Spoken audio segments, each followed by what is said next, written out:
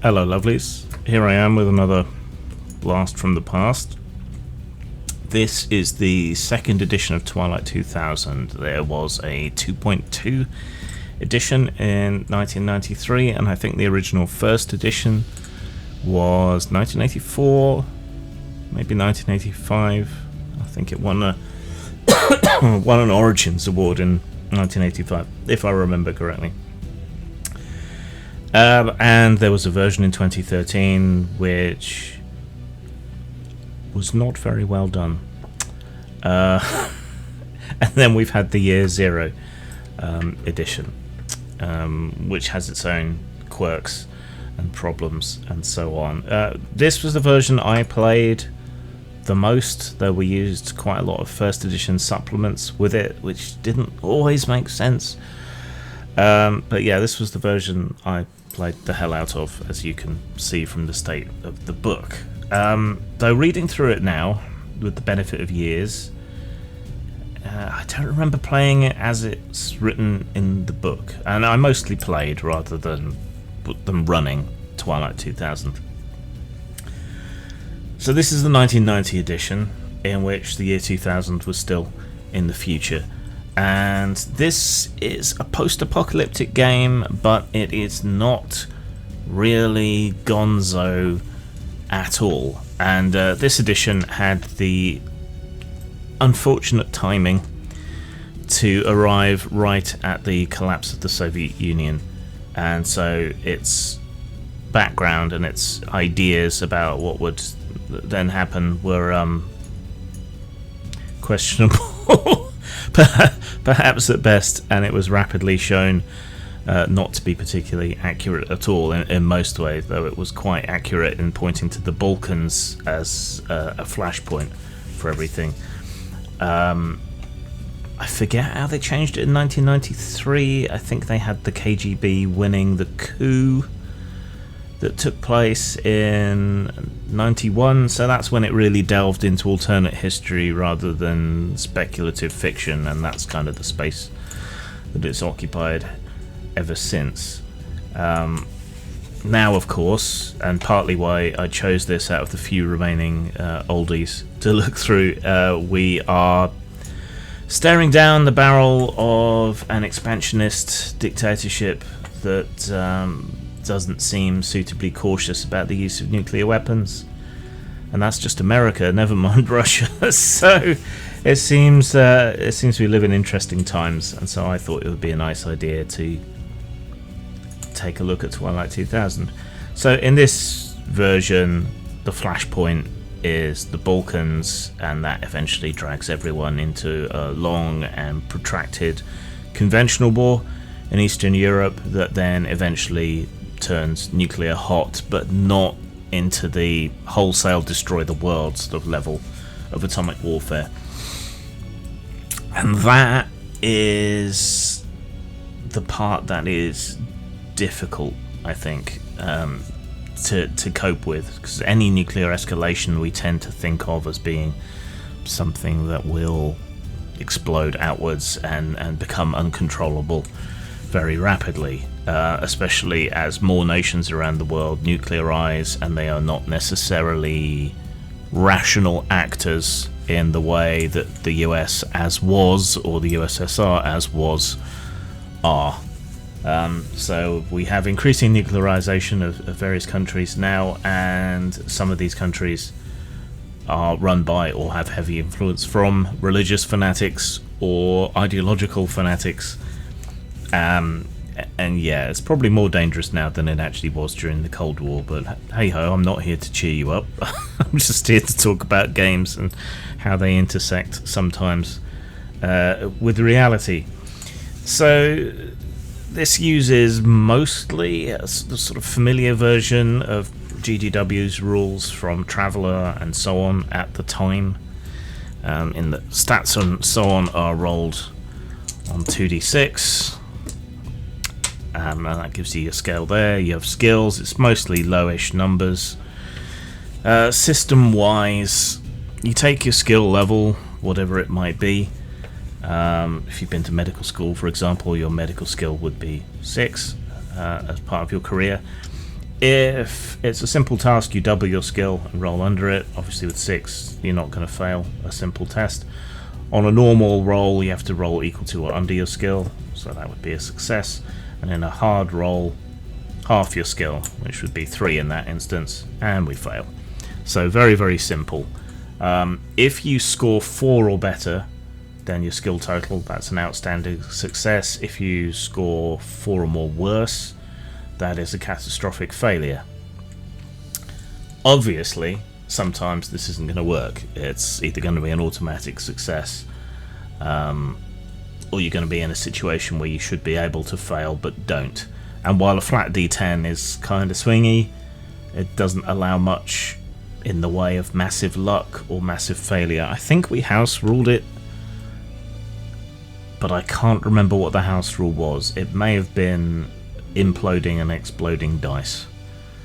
So if you rolled a 1, you would roll again and continue taking it off into negative numbers, which meant you could get outstanding successes even with very low skills. And if you rolled a 10, you could continue rolling an add-on, which allowed for skills higher than 5 to be useful, but also allowed anybody to potentially get a catastrophic failure if they rolled a 10 and something else, and that took them to 4 or more over, which is something I've changed in the rules in a lot of games over the years, and seems to have worked fairly well in most of them, but I can't remember exactly. It may have, given our age, and this would have been 1991, 92 at the latest, so I would have been 16 at the oldest, probably 13 or 14 at the start. We probably just kept 1s as fails and 1s as successes and 10s as fails, probably, but my memory is a bit vague on it. A good rule of thumb when it comes to combat in games and damage in games, one that I use, is that I reckon that most of the time an average hit on an average person, a double tap with a 9mm to center mass, should probably take someone out, right? And rules wise, as written, this doesn't do that, which is weird for a game that really kind of sold itself on its grittiness and its simulationism. It wasn't really. You have hit capacity as a character, and that's split up by your locations on your body. And so for your torso, you have your strength plus constitution, each of which is 5 on average, which are added together and then multiplied by 3 to give you your hit capacity on your torso. Meaning that, and at your average person, Joe Average, he would have 15 hit points on his chest, I think. 30, God. Yeah, strength plus con 5 each is 10, added together, multiplied by 3, 30. So you'd have 30 hit capacity on your chest, and you would need to be taken down to minus 30 to be at least dying, if not dead. Anything within that first 30 hits would be a light wound. After that, but before minus 30, is a serious wound. Over minus 30 is a critical wound. And a 9mm bullet does 1d6 damage.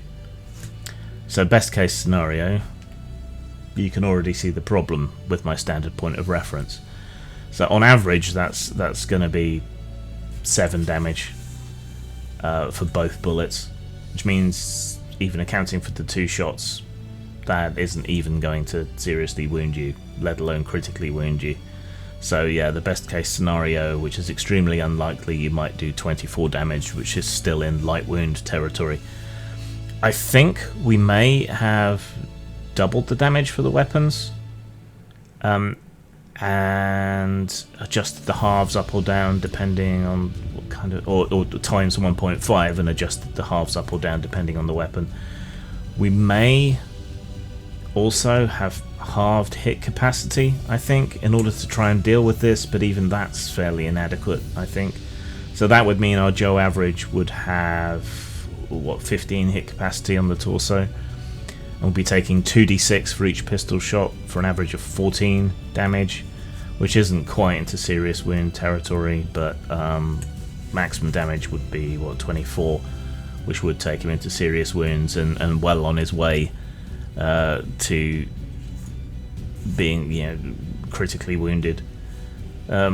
But yeah, you're a bit too tough in the game as written, and NPCs can take 20 damage total as standard, and they just have the one wound track, not separate tracks for different locations. So I guess you could take out an NPC with that, but yeah,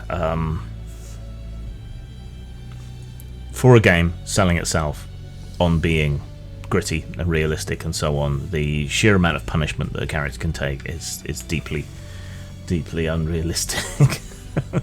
So yeah, that was a problem with the whole thing. And then vehicle damage is its own whole separate subsystem as well, which could get quite confusing, but if you were familiar with Traveller and the damage systems in that, it was easier to grasp. Not exactly the same, but close enough.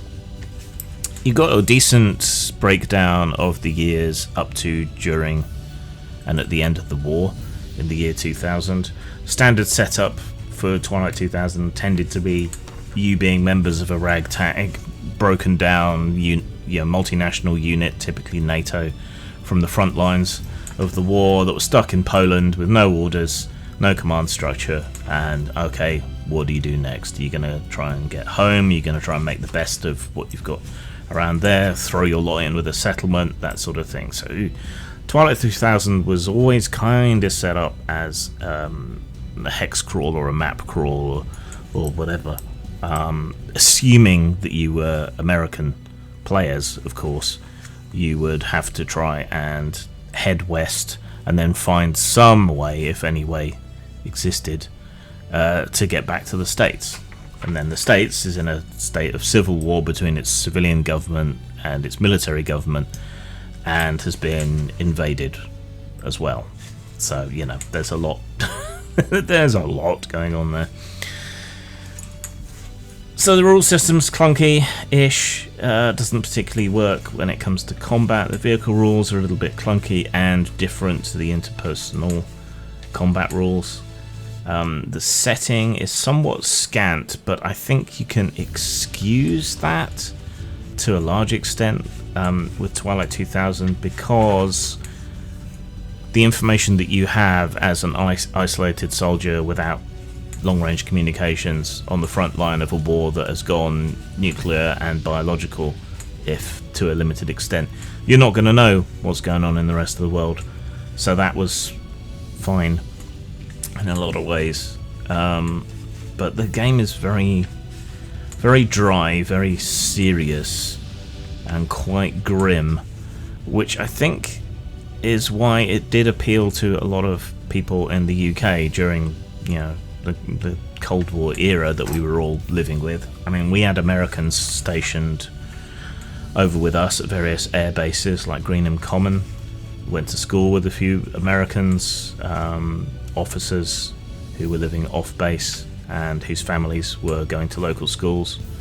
So got to mix with them a little bit, steal their American candy and stuff from their lunchboxes, things like that.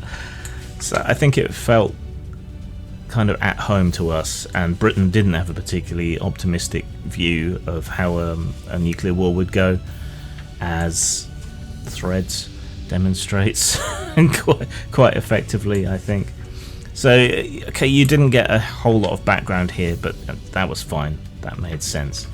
And you could choose to take it in a more sort of Mad Maxian marauders and scavengers sort of way, or you could take it in a way where civilization is trying to hang on, government is trying to hang on, the military is trying to hang on, and be part of that sort of thin line of civilization trying to keep things going in some way. it's quite naive in the idea that the world would not be utterly destroyed in a nuclear exchange. But maybe that's just climate fatalism coming in. One of the best things about being British at this time is you could still use the FN SLR rifle instead of the SA-80, which is still a big pile of shit, despite many years of improvements and fixes. So there's that. It's mostly rules, the book, and a bunch of random tables, examples and things. As I said, it's very dry and frustrating looking back on it to try and reference and learn the rules from, because it doesn't like present you with the mechanics in a nice summary. They are spread out throughout the book. Attention isn't particularly drawn to them, and so it's hard to just flick through the book and find the mechanics. Plus they're a bit scattered between different sections and different special cases. And the index isn't necessarily useful because it doesn't use the most generic terms for things like task resolution and stuff like that. So you have to figure out what it is you need to look for, then look for it, then find it on a page that doesn't particularly use layout or anything much to call your attention to it that well, pick it out and then apply it to the situation. But it does have references in the back, which is nice. And I've always had a liking for sort of graphical representations of magazines and how much gear you're carrying and so on, so you know, that was nice. Yeah, damage wise, that's the number is actually the number of d6s that you roll, assuming they're not wearing any armor or anything. So when you consider just how much damage people can take, this is not much. not enough. You're going to be blazing away all day at someone, especially if they're in a flak jacket, to take them out with a pistol, and even a heavy pistol like a 44 Magnum or whatever isn't going to be doing much better, and assault rifles and so on aren't going to be doing much better either. And it kind of makes sniping not particularly helpful or useful either. So if you were to go back and play this version, which I didn't remember in this way because clearly we house ruled it a lot, yeah, you would probably need to house rule it a lot. I'm not a huge fan of the Year Zero version, it must be said, but I think in terms of layout and comprehensibility and so on, it's ahead of these older versions. Why they made the choices they did in terms of character, toughness and capability, I don't know. Maybe they just thought it wasn't fun to have your head blown off in the first turn of combat, especially after the character creation, which, true to GDW form, is kind of a mini game in and of itself, taking you through your background, your education, your military service, and then dumping you out as a soldier and having you take it from there. There is an experience system which is better than some earlier versions of Traveller, so your character can actually improve as you go along, which is nice. Were I to score this game now, today, in today's context, I would give it a style of 2, because it's very, very dry and matter of fact and doesn't particularly do very well in giving you a sense of urgency and combat and immersing you in the world necessarily, because the world that it presents doesn't actually look as bad as it should. It doesn't shock you in the way post-atomic and post-biological warfare should. It all looks far too familiar to anyone who watches the news at all, ever. So, yeah, style-wise, not great. Substance-wise, the main book doesn't particularly go into the various theatres of war in sufficient detail for you to run from the book. You would have to do your own research, but like I said earlier, it kind of leans into that whole not really knowing sort of thing. And so you're kind of discovering and uncovering the world as you go along, and then they did put out books for different theatres and areas. I've got the UK book somewhere, which was okay. Some slightly odd American views of the UK came into it as well. But yeah, that was a thing. And it wasn't too bad at all. Now, to finish out the video and make it overly long, and get those sweet ad breaks, I considered how, because the one consistent thing about Twilight 2000 is that it has consistently updated its flashpoints for what caused the nuclear war to keep them plausible. It's had to do that because it's only ever been, not that far into the future, and things change constantly, so the only constant is change. So I thought, how would I set it were I to run this today, and not as an alternate history necessarily, but as an alternate future? So I looked at Ukraine and I put several scenarios into different AI bots and then combined their output. So the trigger event for my Twilight 2000 would be Russia, deliberately or otherwise, conducts an airstrike that hits Polish territory, near one of the main logistics hubs that's offering aid and shipping weapons and so on into Ukraine. Poland invokes Article 5 of the NATO treaty, but the US, under weak authoritarian leadership, is like, no, that costs money, we're just going to stay here on our side of the Atlantic and let everything go to hell. So the NATO alliance hesitates and is stuck wrangling with each other for their response and trying to convince the USA to be on board. Diplomatic missions fail to change the president's mind because he doesn't have one, or to create any concessions, financial aid, whatever. America has therefore defaulted on its treaty obligations, which might well cause problems elsewhere, like, say, Taiwan. The UK, France, Germany and the Baltic states all push for independent military action, while Hungary and Turkey, being traitorous sons of bitches, call for de-escalation. Poland, France, the UK and the Baltics form a military coalition committed to defensive operations in Ukraine, with or without full NATO backing. So this basically ends up being the EU plus UK plus allies versus Russia plus allies. The US remains neutral, condemning this all but refusing military involvement, anything beyond material aids to its former NATO allies, from which it can profit by charging the earth, just like it did in World War I and World War II. That's really how America became the new empire after World War II, by bankrupting the British. So the final coalition constitutes the movers and shakers of the EU, along with the UK, which has made strong commitments to the Ukraine, with the UK, France and Germany fully engaged in the war, and others offering material support, diplomatic support, those kind of things. So European forces launch an offensive and quickly and rapidly overwhelm Russia's Ukrainian positions, which are already ill-equipped, exhausted and strained. Crimea is isolated in the first 3 months, cutting off Russian reinforcements and trapping them in a pocket.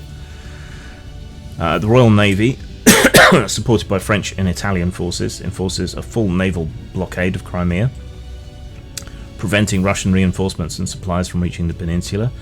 NATO, minus the US, enforces an air superiority campaign targeting Russian supply convoys, airfields and defensive positions. Ukraine, supported by EU special forces, conducts sabotage operations against Russian military infrastructure within Crimea. The Russian Black Sea Fleet is trapped, with sporadic attempts to break out rapidly repelled by European naval forces. So the Royal Navy blockades the Black Sea. The UK and France lead air superiority operations, crippling Russian air defences. Russian forces beat a retreat to pre-2014 borders, but Putin refuses to accept total defeat and fights on. Meanwhile, in Crimea, EU-backed Ukrainian forces launched a two-pronged offensive, one from Kherson and one from Zaporizhia. Russian defenders dig in, relying on entrenched artillery and urban warfare tactics in Sevastopol and Simferopol. UK and French forces provide long-range artillery and missile strikes to weaken Russian defensive lines. As supply lines are fully severed, Russian forces begin to suffer from severe shortages of ammunition, fuel, food, fresh water, medical supplies. Ukrainian forces gradually push towards the Crimean Isthmus, taking control of key transportation routes. So we then enter Phase 2 after about 6 to 9 months. In Crimea, there is a final assault on the Russian forces. With them in full retreat and unable to resupply, their morale collapses. Sevastopol is the last major stronghold and falls after a coordinated air and ground assault. The remaining Russian forces surrender or attempt to escape via the Black Sea, where many are intercepted. Crimea is fully restored to Ukrainian control, sealing Russia's defeat in the region. And this is where we reach the nuclear tipping point. As Crimea is about to fall, Russia executes limited tactical nuclear strikes, striking Lviv, which is a key logistics hub, a second strike on EU forces near Kherson, causing massive casualties. The UK and France go on nuclear high alert, but do not immediately retaliate, somewhat hampered by Trident having reduced effectiveness without full US cooperation, though the French nuclear systems can operate independently. But the EU is not really prepared to go, full nuclear, full Doctor Strangelove on anybody yet. The EU convenes an emergency war council. The US calls for more de-escalation, but still doesn't intervene. In response to this limited use of tactical nuclear weapons, the European coalition launches massive conventional retaliatory strikes, annihilating the Russian forces in Crimea and Donbass, and probably doing deep strikes into Russia itself, perhaps testing the limits of Russian missile and air defences further in, closer to Moscow. Putin is trapped by his own nuclear escalation and faces pressure from Russian elites, oligarchs, who see nuclear war as suicide and that he has crossed a line. So we then enter Phase 3 after 9 to 12 months. The UK and France deliver an ultimatum to the Kremlin. Any further nuclear strikes anywhere, and Moscow itself will become a target for our ICBMs. Russia, knowing another strike risks full EU nuclear retaliation and unsure of the readiness of its own arms, halts further nuclear use. The final EU-UK offensive retakes Crimea and seals Russia's defeat. Royal Marines and French Foreign Legionaries seize key positions, ensuring total Russian military collapse in Ukraine is complete. Then, moving on a couple of years, in Russia, Putin's position becomes untenable. He either faces a coup or is assassinated by internal factions, if he doesn't just die anyway.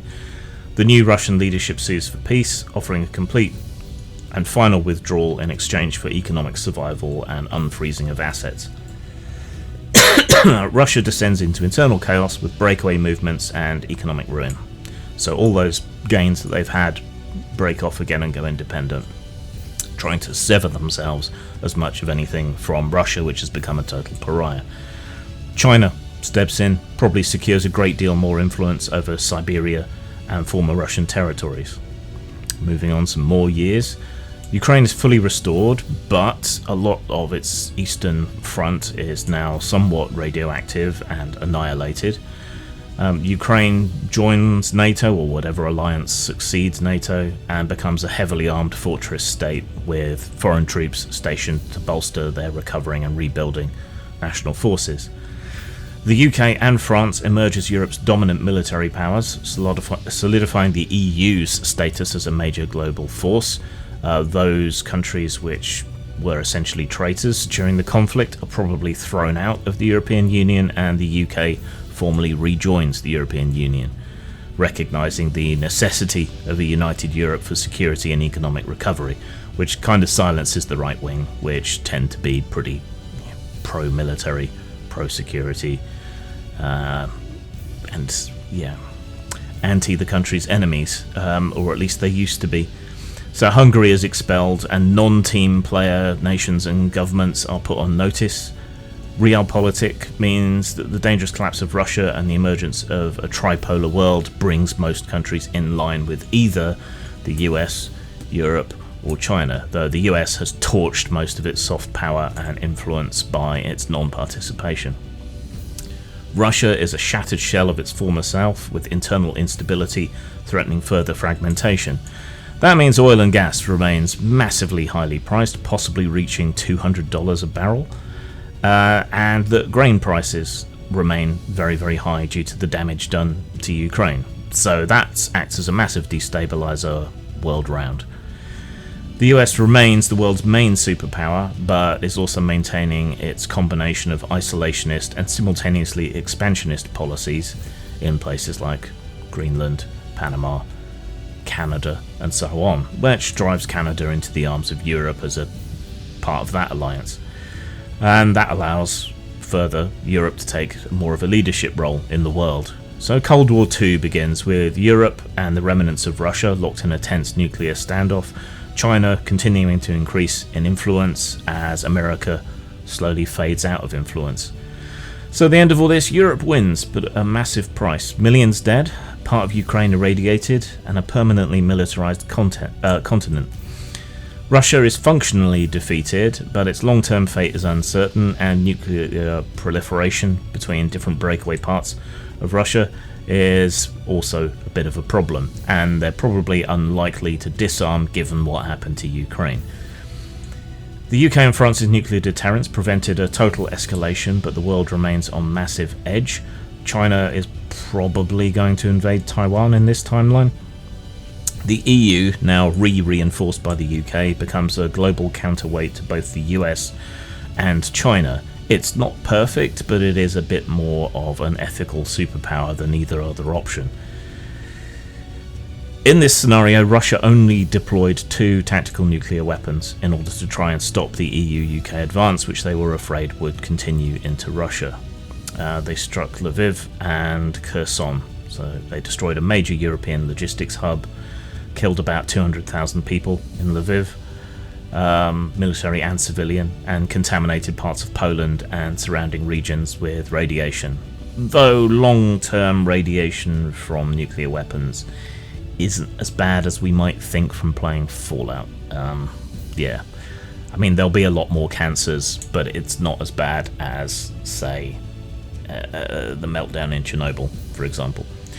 In Kherson, they were targeting an EU-UK military formation, killed about 50,000 troops with additional casualties in the civilian population and so on. These nukes were probably in the 10 to 50 kiloton range each, comparable to Hiroshima or Nagasaki, but with modern precision, and no further nuclear escalation occurred. However, there would be a massive global economic crisis. So this would be a bit more like Merc 2000, I think. Lots of brushfire wars, resource wars, disruption, rebellion, that sort of thing. So the energy crisis would deepen.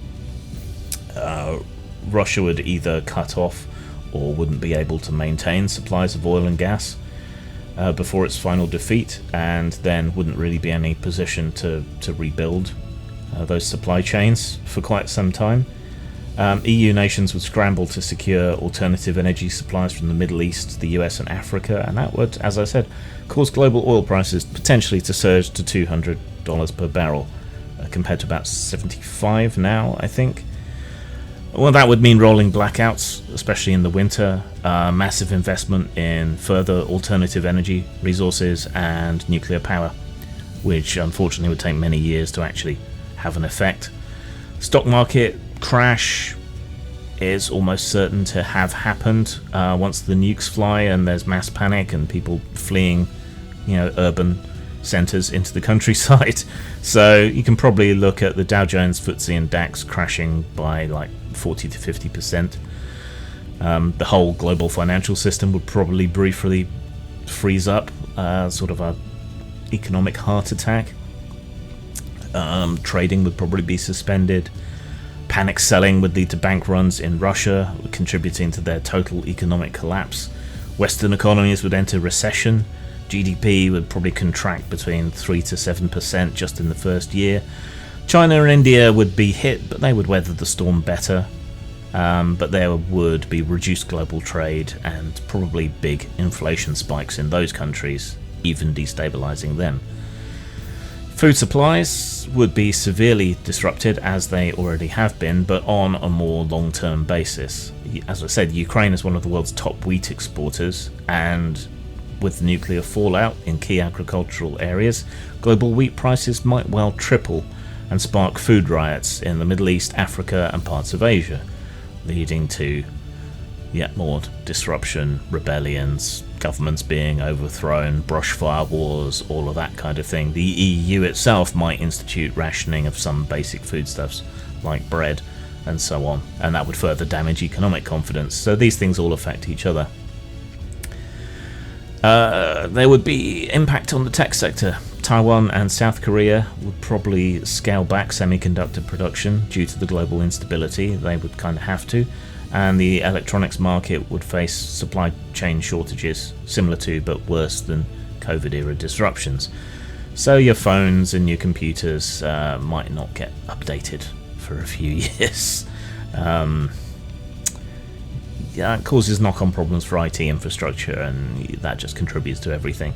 We would also probably have a mass refugee crisis, because tens of millions of Ukrainians and Russians would seek to flee, as would many of those in the fallout areas in Poland, and that would probably overwhelm EU and Central Asian nations with refugee crises. Follow that with the famine issues from the lack of food, the food riots, and all the brushfire wars everywhere else, and we would probably have the worst refugee crisis around the world since World War II, and probably several times over worse than World War II. So Europe would undergo massive military build-up immediately following this war in order to try and prevent and cope with any future Russian or similar aggression, creating a permanent military-industrial complex closer to America's system. This isn't necessarily massively terrible, but it would have to coexist alongside European welfare systems. America in a lot of ways substitutes for not really having a welfare system worth the name by spending so much on its military. If you go through the military, you can go through education. If you go through the military, it will help pay for that sort of thing, and you will have access to special medical care as a veteran. Service brings citizenship. So something similar could well emerge in the EU, where you're spending a lot on defense, but you're also ensuring that a lot of what you're spending on defense ends up going back into the civilian infrastructure, and supporting the welfare state in a similar way to what the US does. Regardless, the EU is going to emerge as a stronger, more centralised federation, and massive public spending, whether it's on defence or anything else, tends to boost economies and build them back up, as we know from America's New Deal and then World War II. So economic recovery is likely to be slow, but war reconstruction projects and military expansion projects probably create a new economic boom for a lot of people. Russia is in total economic collapse, comparable to the 1990s after the Soviet Union fell. Oligarchs flee, probably to Europe, some to China, some to India. The ruble becomes worthless. Parts of Russia break away or fall into lawlessness. China buys up Siberian resources at pennies on the dollar and becomes essentially the owner of Russia. What's left of Russia probably becomes a client state of China. The US, having stayed out of the direct fighting, experiences an initial recession due to the collapse in global trade and the collapse in trust of the US, but in the long term benefits from the increased global instability as a major arms contractor country. So defense contractors make record profits, US energy exports replace Russian supplies around the world, the US tech sector rebounds first, probably, with semiconductor production largely moving to the US and allied nations, which gives them a bit of a stranglehold on IT. By year 2, the US economy probably rebounds, while Europe's still struggling, but the long-term effects of the total collapse of trust in the US, and nobody trusting its treaties or its economic agreements or anything because it can turn its back on its allies like that, might not be as optimistic as I've spelt out. China takes advantage of Russia's collapse, secures resource contracts in Siberia, and expands its influence in Central Asia. India capitalizes on food and energy shortages by selling grain, rice, and refined oil at inflated prices, and does very well out of gouging people. Both nations grow stronger economically, though they remain politically wary of the West's new military dominance. And a nuclear-armed Pakistan might be more willing to try its luck now the use of nuclear weapons has been somewhat normalized in a modern context. In the global south, Africa, Latin America, and the Middle East, they become pawns in the new Cold War, tugged between 2 or 3 different new political and military poles in the world. They suffer enormously from food and fuel shortages, which the wealthier nations hoard and keep to themselves. That leads to continued political upheaval, maybe, perhaps a new re-emergence of a sort of radical communism in many of these countries where it hasn't been fully discredited. And yeah, they have to basically pick a side, like they did during the Cold War. So millions are dead, parts of Ukraine are irradiated, Russia is shattered, Europe is permanently militarized and has become one of 3 superpowers in the world. The global economy craters during the war, then there's a slow recovery, largely driven by military expansion and reconstruction projects. And now we have China, America, and Europe all kind of nervously eyeing each other and waiting for someone to make the first move. That sounds plausible, but not particularly Twilight 2000-y, unfortunately. But there we go. Zang. Flick pig. There's no big story to this, even the title's just a way to get away with writing fuck pig. It's not some earth-shaking attempt to thrust upon you the evils of meat eating. I eat meat because it's fucking delicious. David Cameron got me thinking about pigs. Then I got into some arguments with vegans. Then I made a horror dungeon game in which you play pigs trying to escape a horrible, fantastical slaughterhouse. That's about it. If that upsets you, do one. A print-and-play OSR dungeon crawl with pigs. Available at post-mort.com and drive-through RPG. I don't want